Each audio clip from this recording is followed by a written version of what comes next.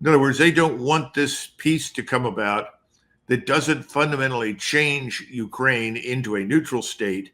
If they can't get that, quite frankly, it doesn't make any difference where they draw the lines and what promises are made. They'll end up going to war again in a few years. Right. That's the way wars have been ended in Europe for hundreds of years. You draw a new map. Douglas Macgregor just exposed the truth about the corruption scandal engulfing Ukraine right now, with U.S. aid being used for kickbacks to the highest-ranking members of Ukraine's government within Zelensky's inner circle that even involve a golden toilet. Your wealth squandered on that when the regime is funding this war for more than 3 years now. And in this clip, he talks about the ramifications of this scandal and its implications on the war, the proxy war that the U.S. is fighting right now against nuclear Russia. So let's get right into it. Please like the video and subscribe to the channel. Colonel, in the past week, the length and breadth of corruption in President Zelensky's government has become a public conversation in Kyiv and elsewhere. How we know how bad it is. How is it, if at all, likely to affect what remains of the war? Well, I think it affects the war very much and has from the very beginning and continues to do so.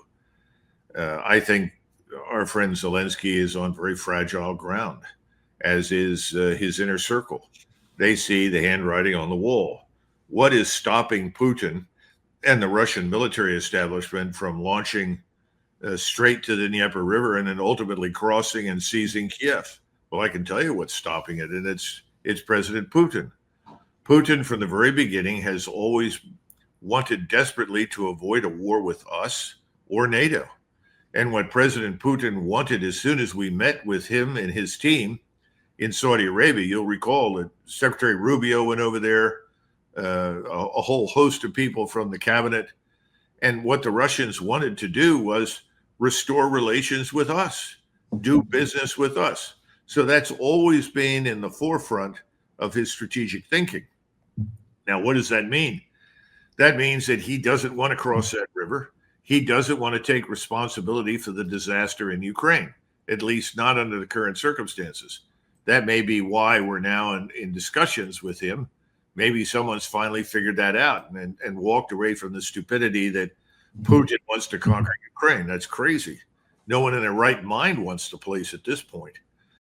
Yeah, it's not like Putin has even devoted nearly enough resources to actually accomplish that. If you did, you'd have to devote many hundreds of thousands of additional troops. There had to be more offensives into Odessa and finally to Kyiv. It doesn't seem like that's his aspirations. He wants a buffer zone, which he ideally wanted in Ukraine, for Ukraine to be a neutral country, not part of NATO, since the U.S. overthrew the government in 2014 in the Maidan coup, overthrew Yanukovych and inserted its own Poroshenko-led government with first a provisional government that did the bellicose bidding of the United States. That's what Putin wants out of the Donbass, and that's why he holds something like 90% of it. It's like 20% of Ukraine's territory. Ukraine doesn't have the option to both end the war and be a NATO-aligned country, even if it's a de facto NATO-aligned country. And to be clear here, this corruption scandal is sweeping through Ukraine and it's being ignored by the mainstream media, perhaps not surprisingly. But this story in the Financial Times talks about it, about how because of aid that's dedicated to construction projects, people close to Zelensky are taking big kickbacks. And this was revealed even more so this week with investigators releasing evidence to this effect. And Zelensky's tried to crack down on his political opposition even more than he did before when he banned rival political parties, trying to force public resignations in response to this, for revealing the truth about this. And it gets better, man. There's even golden toilets involved in these kickback schemes to profit off the United States and our aid via these kickbacks when they're supposed to be fighting a war for democracy, right? Well, no, this is authoritarianism. It's showing the ruse for what it is. This is a lost cause at this point. Americans deserve out of this catastrophe, and Macgregor's right about this. He just is. But the tragedy with corruption is so bad that, you know, when for some time now, you've had people wounded on the battlefield, Ukrainian soldiers and officers who had to pay someone to take them to a hospital. Oh, I mean, stop and consider that. The widows and orphans of the Ukrainian soldiers that are being killed, they're not being paid anything. The checks that would have otherwise gone to them are being pocketed by battalion, brigade commanders in the Ukrainian army. Everyone is involved in this giant grift. Now we've seen these two people that are apparently accused of sort of taking hundreds of millions of dollars. And of course, the funny thing is that my friends in Europe that are intimately familiar with this, that operate out of Switzerland, they all laughed and they said, well, Zelensky's got at least $1 billion in cash. Most people have stolen billions. These people are small fry. I think that's beginning to sink in Europe. The problem is the globalists there can't admit that, because then they have to admit that they've been wrong from the beginning, frankly. That's exactly right. If they admit this financial duplicity, this corruption on Zelensky's part, it would undermine the entire war effort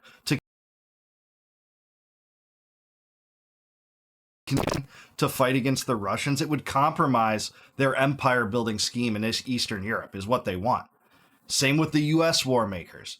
Biden and Trump were complicit with this. Clinton was complicit with this when he moved, the borders of NATO, entertained that, hey, we're going to add additional NATO powers east of Germany, in contradiction to James Baker's assertions with Gorbachev.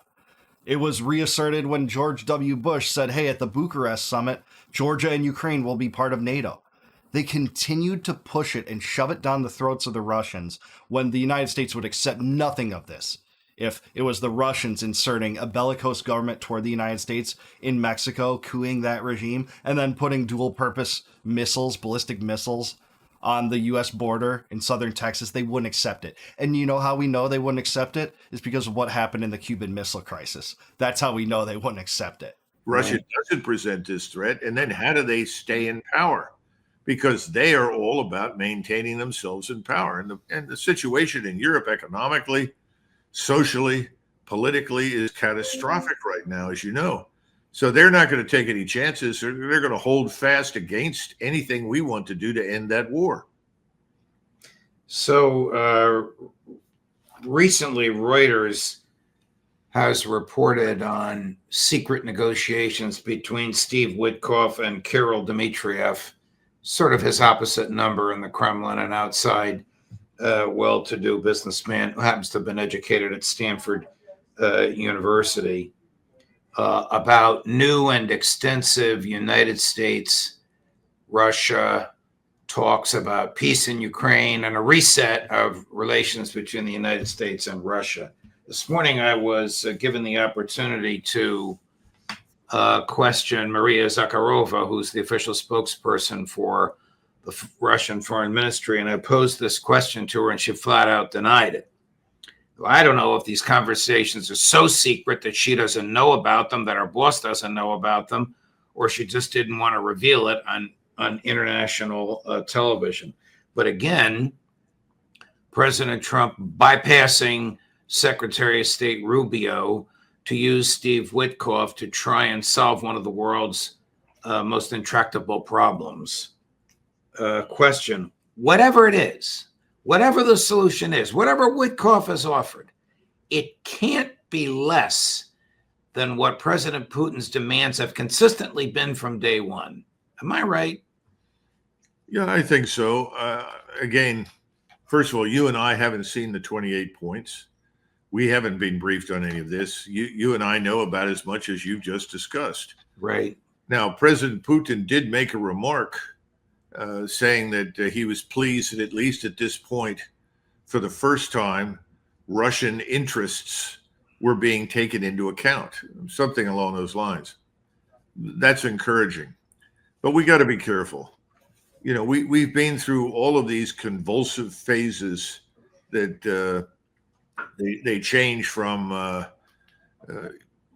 euphoria to depression within the space of a few days.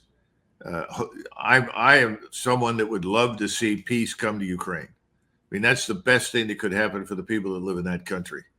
I think that it's appropriate that President Trump and President Putin sit down with their respective teams and draw a new map. That's the way wars have been ended in Europe for hundreds of years. You draw a new map.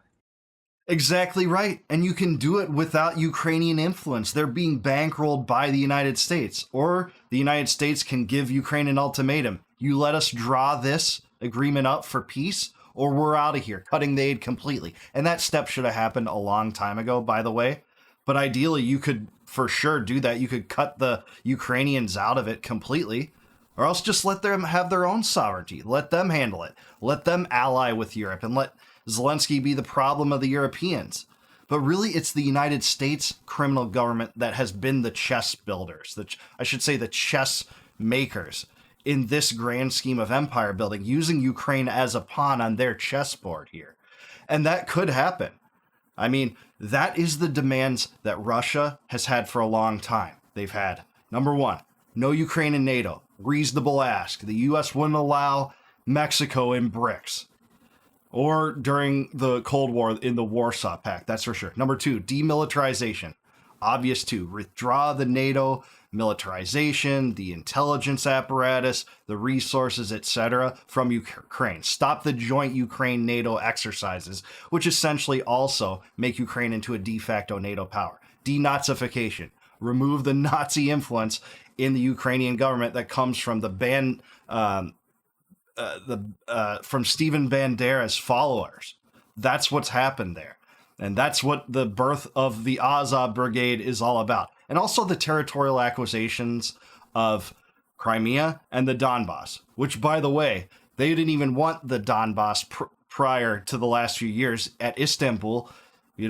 Zelensky got a much better offer that he could have walked away with without giving up the Donbass. He's not going to get that kind of offer right now. That's just the truth. And drawing a map and actually coming to a peace terms would benefit us all. But we all know why that's not happening. It's because of the military-industrial complex. The weapon makers, the bomb makers, the banks want this to continue. They don't want a successful war. They want an endless war, just like Afghanistan. You change the borders to meet people's legitimate national security concerns. Right. So that should happen. I don't know what the terms will be and so forth. But at the same time, who takes over in Ukraine? Remember, the Russians take the position, and I'm sympathetic to them because we felt this way too on more than one occasion in the history of the United States. They don't want to fight this war again.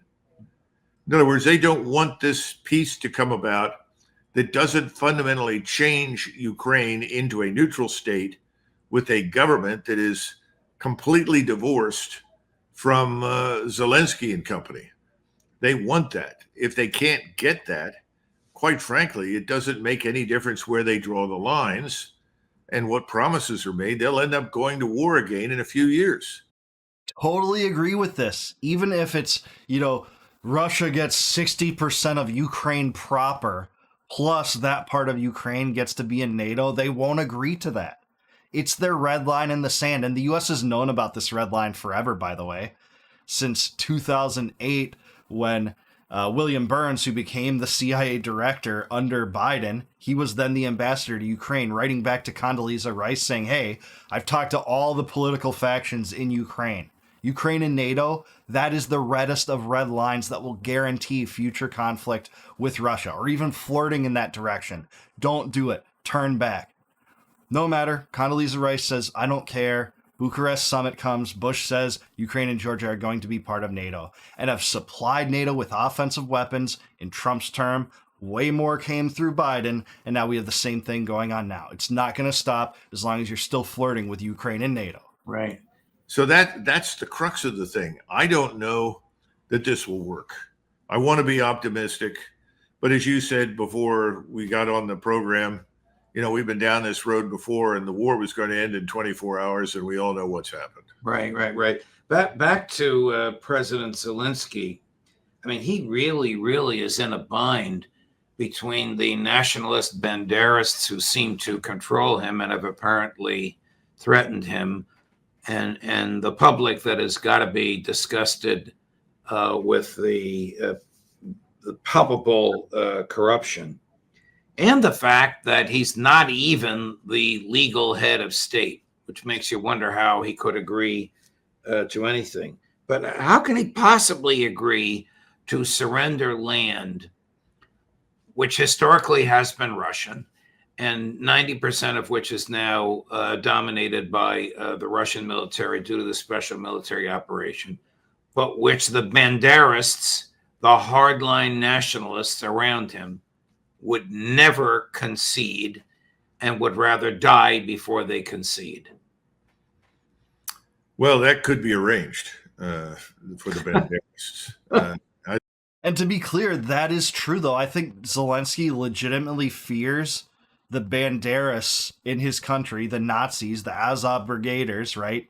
The actual National Socialists that form part of his army in its own regiment, which got a lot of attention prior to the Ukraine war, but now we're supposed to just forget about them because they're fighting for democracy or something just so absurd.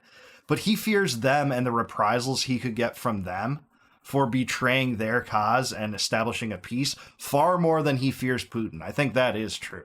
I think the Russians would be happy to arrange that.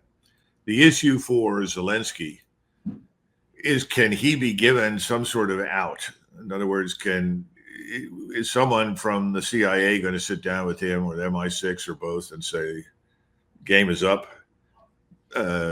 you need to leave? This arrangement is going to be made in Washington and Moscow.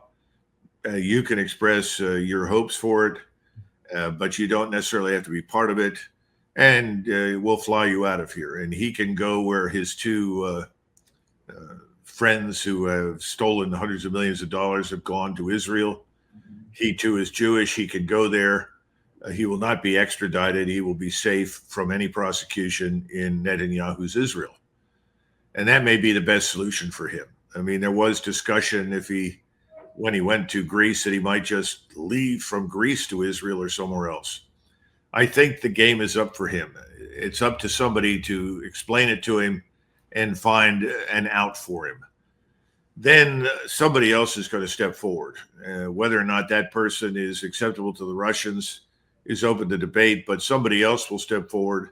And the Russians will probably tolerate that if it brings this travesty of a war to an end. Maybe they would. It's no indication what would happen in that circumstance, depending on who it is, whether they'd want the war to continue or not. If they did want to discontinue the war, the right-wing fascists and actual neo-Nazis, the Azov Brigade people, might hold that person's feet to the fire and perhaps kill them if they didn't do what they wanted, just like they want to do with Zelensky if he was going down that road. And actually, Zelensky started down that road. He wasn't particularly bellicose toward Russia until, Britain and the United States tried to convince him that, hey, we have your back no matter what. We're going to funnel all this weaponry in. You're going to win. You're going to win this war. Absurd. And it's only been to the detriment of Americans, with $200 billion down the drain for it. We'll see what happens. I have no reason to think that this is necessarily Zelensky's downfall. He's certainly faced public scrutiny more in the last few months than he ever has. There were mass protests against him just a few months ago. Those have continued, and those are likely to continue even more. And then if the government responds with iron-handed tactics again, it might bode even worse for Zelensky. But the key thing is here, no matter who takes control in Ukraine, it doesn't matter if Ukraine is unwilling to give up neutrality. Russia's willing to allow Ukraine to be a neutral country, not a NATO country. And that would be unacceptable to them. They're going to continue the war. And you can say that's illegitimate. It is. I think that, it's a disproportionate show of force for Russia to even have invaded in 2022, even though the war had been going on for 8 years. It began in 2014. Americans aren't told that, but this was a civil war that began in 2014 after the government was overthrown with help from the United States and U.S. aid and $5 billion of U.S. aid funding. It's not really clear how much of that went into the coup itself, but that is the result. But no matter, you can say, well, Russia doesn't get to dictate the terms, and that's true, but get my country out of it then. Get my country out of it. Don't let Russia dictate the terms. Let Ukraine dictate all of the terms without the bankroll of the U.S. Treasury. When Americans are suffering, you want to give Ukraine more money and more intelligence in this fruitless war that's a proxy war against a nuclear power. And no, building another level to the proxy isn't going to solve anything. And what do I mean by that? It's instead of funneling weapons directly from the United States to Ukraine to fight the Russians, which we're doing now, is just to sell them to the Europeans, and then Europeans give them to the Ukrainians, and the Ukrainians use them to fight the Russians. That doesn't solve anything. It still maintains the same animosities that the U.S. has in this new Cold War, and it's not to our benefit whatsoever. I side with Jefferson. Peace, commerce, and honest friendship with all nations, entangling alliances with none. That means Ukraine, and that means Israel, by the way. So that's where we're at. What do you think? Do you think this corruption scandal is going to bring down Zelensky? What do you think the ramifications are? Will it have any implications for the war? Let me know in the comments down below. Like the video, subscribe to the channel, subscribe to Judge Napolitano. Awesome segment. Great guest. Macgregor knows his stuff on this for sure. If you like this video, please consider clicking the join button below to help support the channel and join as a member. And if you do that, I'll give you access to all my videos before they go live to the general public on YouTube. You'll be able to watch those members-only videos right away. And I appreciate your support if you go to that link to support me. Also, if you want a free copy of my first book, Compact of the Republic, click the link in the description below, plug in your email. I'll send that to you free of charge, no obligation, no cost whatsoever, just because you're an awesome viewer. And until I see you guys next time, no more war, no more debt, no more inflation, and no more empire. Peace out, guys. Catch you in the next one.